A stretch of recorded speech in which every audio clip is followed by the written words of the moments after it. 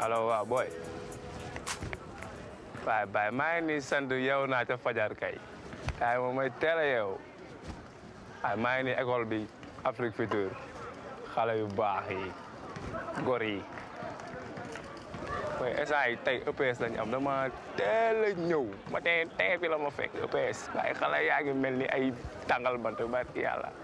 waaw bàyyil ma pointé. damay xaar yu baax yi. fii ay gor rek a fi ne barki yonent bi. Bonjour. Comment vous allez? Bon, je me présente. C'est M. Lankian, votre professeur d'éducation physique. Bon, comme aujourd'hui, on n'a pas assez de temps. C'est pour ça que j'ai cumulé les deux classes. Aujourd'hui, comme c'est notre premier cours, ce sera basé uniquement sur l'endurance et le rythme cardiaque. C'est-à-dire, vous allez courir de 15 à 20 minutes de course sans arrêt, avec un rythme élevé, pour voir le rythme cardiaque de chacun d'entre vous. Mais avant cela, vous allez faire un échauffement de 15 minutes pour permettre aux muscles de réagir. Monsieur, vous, c'est comment? Avancez. Vous dirigez les échauffements en attendant que je bouge le terrain. OK? Allez, au boulot.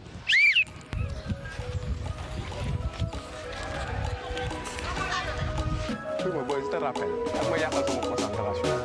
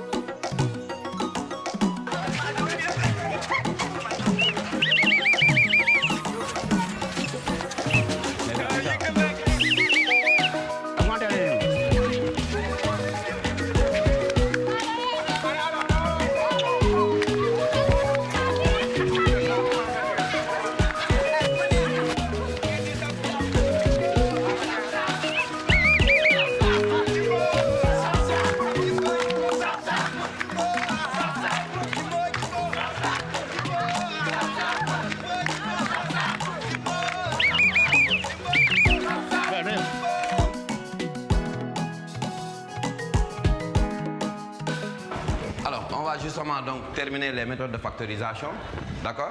On a fait la fois passée la méthode de la division euclidienne, la méthode effectivement du schéma de Horner et enfin la méthode d'identification des coefficients, n'est-ce pas? Alors je vous avais expliqué comment factoriser par la méthode de la division. Ensuite, comment factoriser par la méthode d'identification. Donc il restait justement une méthode, c'est la méthode de Horner, d'accord?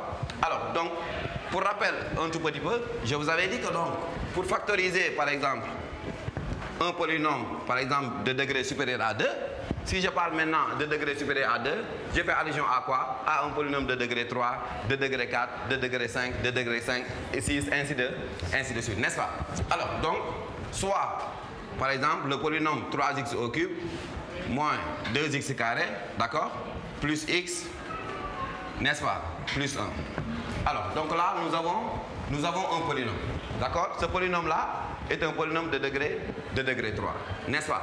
Alors, on peut aussi avoir un autre polynôme. Par exemple, le polynôme h de x, qui est égal à 6x au cube, plus x au carré, d'accord? Moins 6x, moins 1.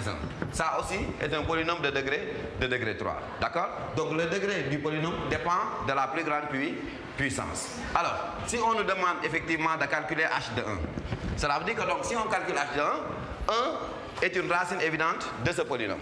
Donc, pour factoriser un polynôme de degré supérieur à 2, c'est-à-dire de degré 3, impérativement, on doit avoir ce qu'on appelle une racine évidente. Quelle est la racine évidente?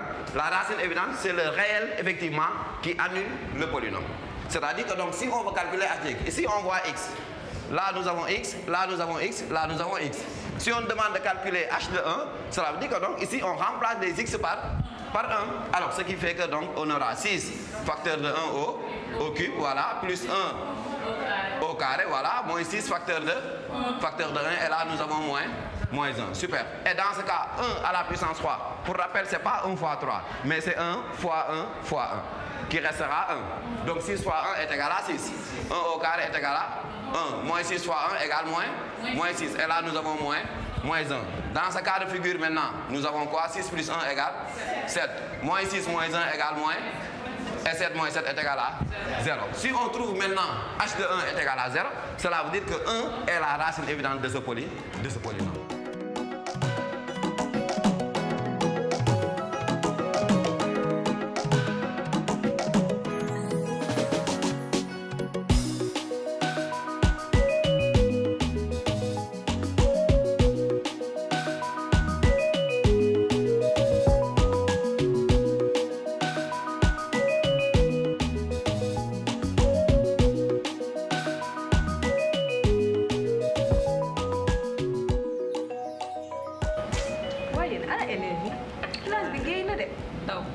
mais attends ana Zou man àndaloo.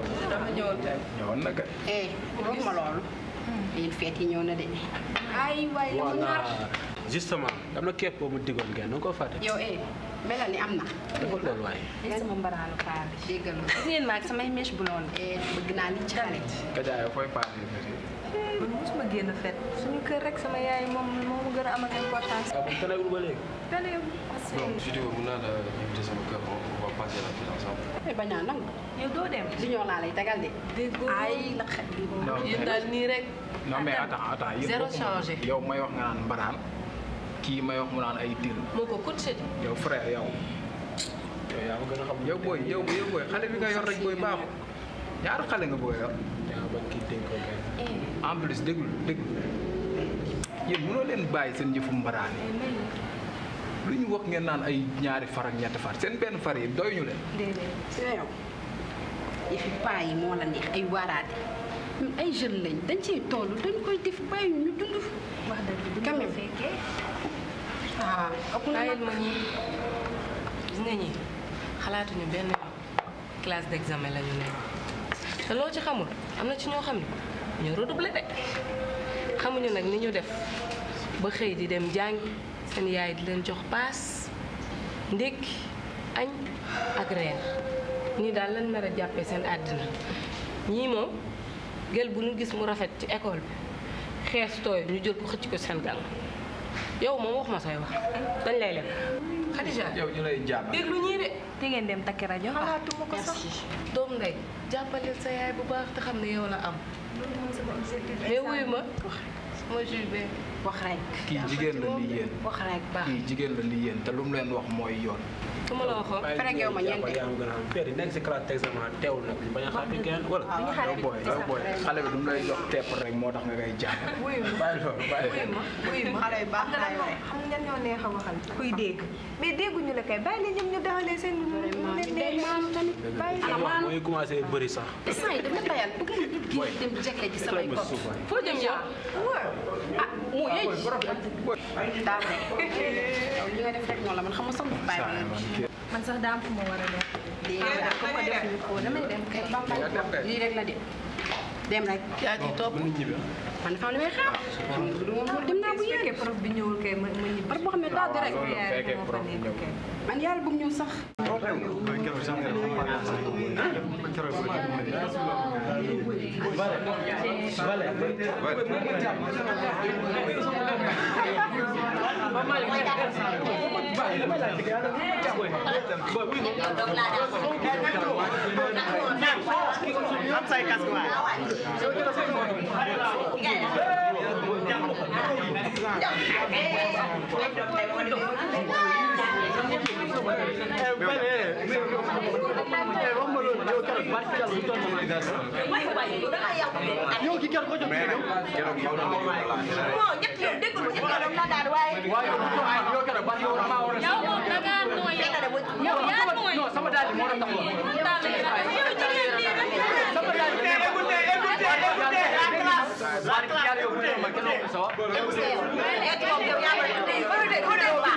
Why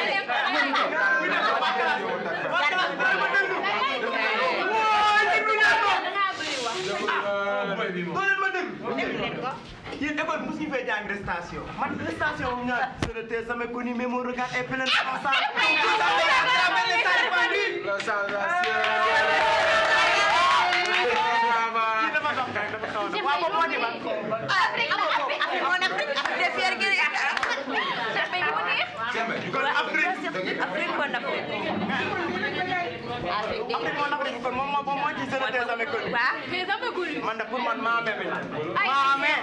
Voici ma mère. Elle a sec. Donne-moi une restation.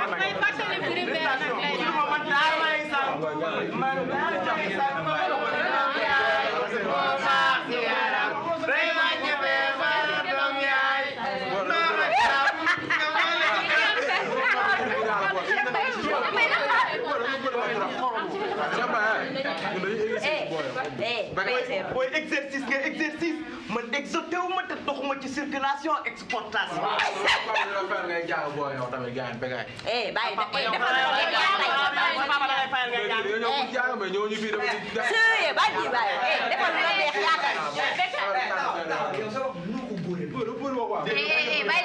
doom yaay dégg nga ba ñu dugg ci man da ngaa jël sa jom génn ko ci ma jooja ndata dem ba ci ma jooja caadal nga ca fay tànk dem ak moom rek